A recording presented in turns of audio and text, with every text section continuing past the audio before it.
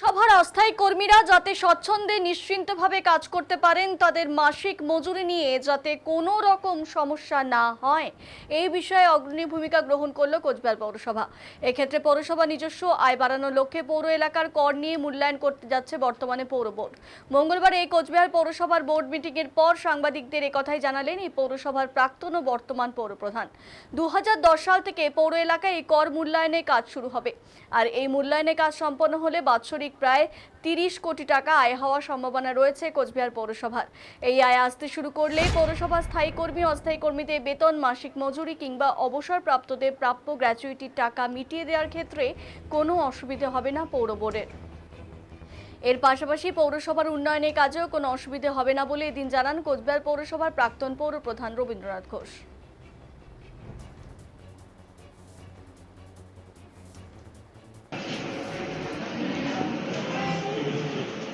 একবার বাজেটের সময় হিসেব চাওয়া হয় এবং হিসেব পেশ করা হয়। কি এমন পরিস্থিতি হলো যে আজকে স্পেশাল মিটিং ডেকে কাউন্সিলররা চেয়ারম্যানকে হিসেব চাইছে? হিসাব নিকাশের ব্যাপারে কিছু থাকলে চাইতেই পারে, দোষের কিছু নেই, কোথাও এটা চাইতে পারে। তবে অডিট তো হয়, প্রত্যেক বছর যখন অডিট হয়, অডিট রিপোর্টের মধ্যেই সব পাওয়া যায়। সুতরাং অডিট হবেই, অডিটের সময় সব জানাই যাবে। তাছাড়া টুকটাক যদি কারো কিছু জিজ্ঞাসা থাকে সেটা করতেই পারে চেয়ারম্যানকে। দাদা, ভোটের আগে 4 মাস নাকি বেহিসাবি খরচ হয়েছে বলে কাউন্সিলররা অভিযোগ। আমি আসি নাই, আমি বেহিসাবি খরচ করলে সেটা তো অডিট হবে। হ্যাঁ, হিসেবের মধ্যেই থাকতে হবে। বেশি যদি হয়ে থাকে সে অডিটেই ধরা পড়ে যাবে। সুতরাং ওটার জন্য অত চিন্তার কিছু করার নেই। দীর্ঘদিন থেকে সমালোচনা নাকি আপনি নাকি অনেক টাকা রেখে গেছেন, অনেক কোটি টাকা। আপনি কত টাকা কি আমি নিয়ে গেছি না এখনকার চেয়ারম্যান নিয়ে গেছে? না, নিয়ে যাওয়ার কথা বলছি। খরচ করে ফেলছে, কিভাবে খরচ করছে সেটাই জানতে চাইছিল। কত টাকা খরচ হয়েছে দাদা? কত টাকা খরচ হয়েছে এটা তো সব বলা যাবে না তোদের। যা টাকা যেখানে প্রয়োজন হয়েছে সেই টাকা খরচ করা হয়েছে ডেভেলপমেন্টের জন্য, পৌরসভার ডেভেলপমেন্টের জন্য, পৌরসভার আরও কাজকর্মের সুবিধা সুন্দরভাবে করার জন্য। ওটা হিসাবভাবে হয় না, ওটা অডিট হলে যখন হবে তখন পুঙ্খানুপুঙ্খ পাওয়া যাবে। দেখা যাক, অস্থায়ী কর্মীদের ঠাকুর মদনের কাছে প্রার্থনা করি অস্থায়ী কর্মীদের যাতে কোনো অসুবিধা না হয়। আমরা সবাই বসেছি, সেই ব্যাপারে আলোচনা হয়েছে যাতে আয় বাড়ানো যায়। সবাই মিলে আয় বাড়িয়ে যাতে অস্থায়ী কর্মী যারা আছে তাদের যাতে একেবারেই অসুবিধা না হয়, তাদের যাতে শঙ্কিত না হয়, নিশ্চিন্তভাবে তারা যাতে কাজ করতে পারে সারা বছর পারে, তার জন্য আলোচনা করা হয়েছে। এবং এর জন্য যে অ্যাসেসমেন্টটা বকেয়া রয়েছে সেই অ্যাসেসমেন্টটা করার ব্যাপারে দ্রুত ব্যবস্থা নেওয়া হবে।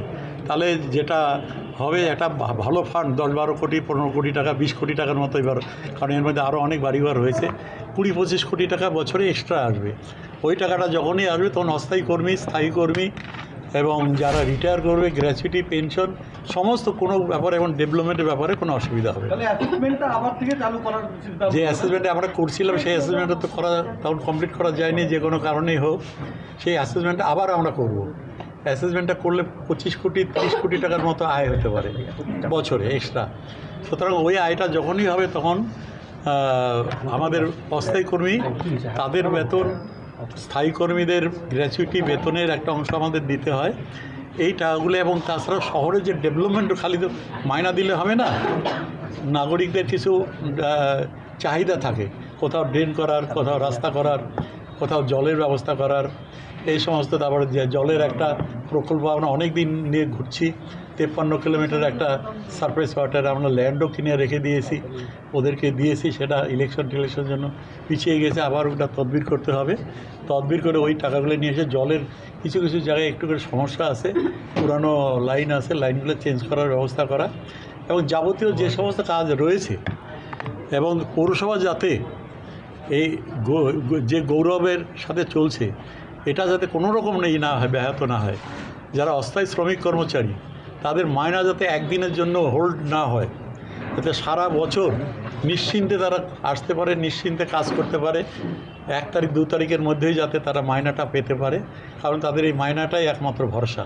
সুতরাং সেই ব্যাপারে গ্যারান্টি করার জন্য সবাই শ্রমিক আমরা কাউন্সিলর বসি, আবার এর মধ্যে আবারও বসে কীভাবে আয় বাড়ানো যায়, কীভাবে এদের মাইনাগুলো গ্যারান্টেড করা যায়। এই ব্যাপারে আমরা আলোচনা এই করব। পর এদিন কোচবিহার পৌরসভার পৌরপ্রধান দিলীপ সাহা বলেন, হিসাব সংক্রান্ত বিষয় নিয়ে যে প্রশ্ন ছিল তার সমাধান হয়ে গেছে। সমস্ত কাউন্সিলররাই হিসেব পেয়ে খুশি। তিনি আরো বলেন, হিসেব সংক্রান্ত কোনো প্রশ্ন থাকলে তা অডিটেই ধরা পড়বে।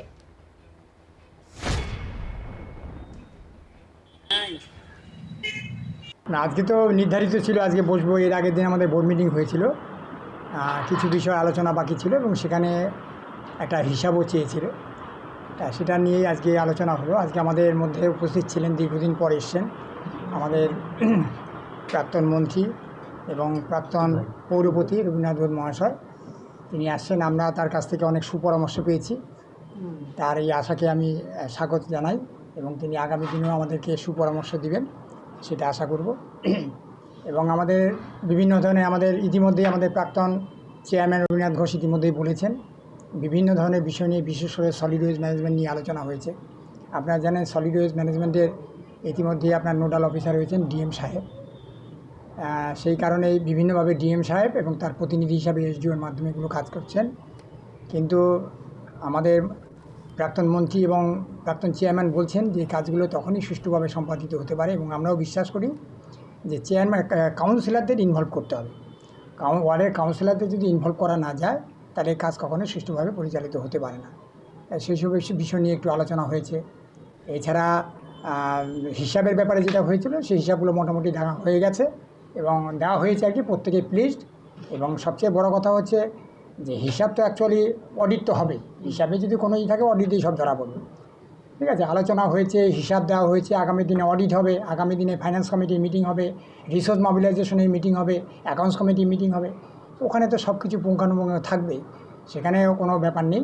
আগামী দিনে যেভাবে আজকে হলো মিটিং হলো, আগামী দিনে মিটিংগুলি হবে এবং সব ধরনের হিসাবই দেওয়া হয়েছে, আগামী দিনেও দেওয়া হবে, এটার মধ্যে কোনো নেই। এবং যে রিসোর্স আমাদের কাছে ছিল সেগুলো দিয়ে সলিড ওয়েস্ট ম্যানেজমেন্টের বিভিন্ন ধরনের সামগ্রী কেনা হয়েছে এবং প্রয়োজন অনুযায়ী কেনা হয়েছে। কিন্তু আমাদের এখন হচ্ছে কুচবিহার শহরে যে বিভিন্ন ধরনের সরঞ্জামগুলো সেগুলো রাখার মতো জায়গার অপ্রতুল। এর আগের যে আমাদের চেয়ারম্যান ছিল, ডিএম সাহেব ছিলেন, হ্যাঁ রাজু মিশ্র সাহেব, তিনি আমাদের বলেছিলেন মৌখিকভাবে যে আপনারা ওই লিচুতলা যে জায়গাটা সেই জায়গায় আপনারা প্রসেসিং করে নিন। তা আমরা পরবর্তীকালে গাড়ি ঘোড়া রাখার জন্য, কিন্তু পরবর্তীকালে জানেন নির্বাচনকে কেন্দ্র করে আর সেই কাজটা এগোনো যায়নি।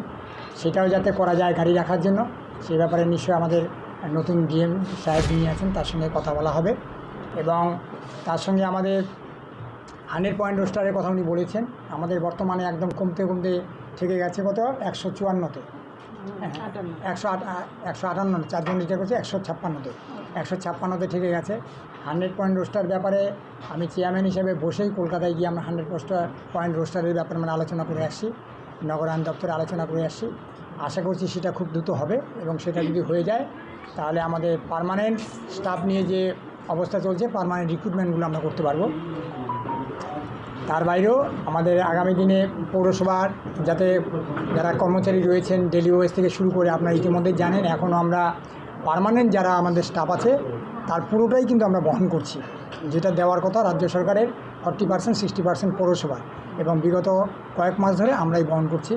এবং 15% পার্মানেন্টের দেওয়ার কথা, পেনশন হোল্ডারের কথা ভুল বললাম, পেনশন হোল্ডারদের 40% দিবে রাজ্য সরকার, 60% দিবে পৌরসভা, সেটা পুরোটাই আমরা দিচ্ছি। রাজ্য সরকার থেকে এখনও কন্ট্রিবিউশন আসেনি। এবং পার্মানেন্ট যারা রয়েছেন তাদের ক্ষেত্রেও একই, তাদের ক্ষেত্রে 15% আমাদের পৌরসভাকে দিতে হয়।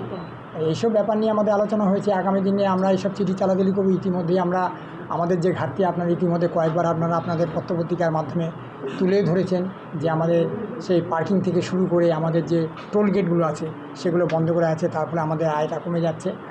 ঠিক আছে, আমাদের কর্মচারীদের স্বার্থ যাতে বিঘ্নিত না হয় তার জন্য আমরা সচেষ্ট রয়েছি এবং আজ পর্যন্ত তাদের বেতন এখনও বন্ধ হয়নি। আমরা তাদের জন্য কাজ করে যাচ্ছি। ইতিমধ্যে একটা সুখবর আছে, আমাদের পার্কিংগুলোকে তারা দিচ্ছেন, পার্কিংগুলো হবে কিন্তু সেগুলো অনলাইনের মাধ্যমে টাকাগুলো নিতে হবে। পার্কিংগুলো আমাদের অনুমোদন দিয়েছেন, পার্কিংয়ে আমরা কয়েকদিনের মধ্যে চালু করতে পারবো, সেখানে আমাদের একটা আয় আসবে। এইসব ব্যাপার নিয়ে আলোচনা হয়েছে এবং আমরা খুব সৌহার্দ্যপূর্ণ পরিবেশে সকলের, যেহেতু উনি আমাদের গার্জেন, আমাদেরকে পরামর্শ প্রদান করেছেন, সেই পরামর্শকে পাথেয় করে আমাদের আগামী দিনে পৌরসভা চলবে।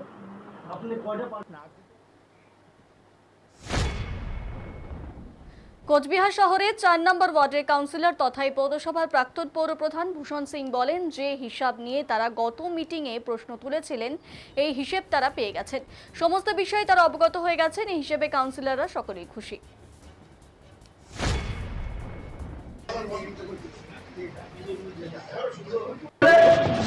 আজকের মিটিংয়ের ব্যাপারটা আমরা যা চেয়েছিলাম সমস্ত আমরা অবগত হয়ে গেছি, অত মিটিং খুব সাকসেসফুল, আমরা সবাই খুশি। কি চেয়েছিলেন? আমরা হিসাবের ব্যাপার যেটা চেয়েছিলাম সমস্ত ব্যাপারটা আমরা হিসাব পেয়ে গেছি, অতএব আর এখানে কোনো ঝামেলা নেই।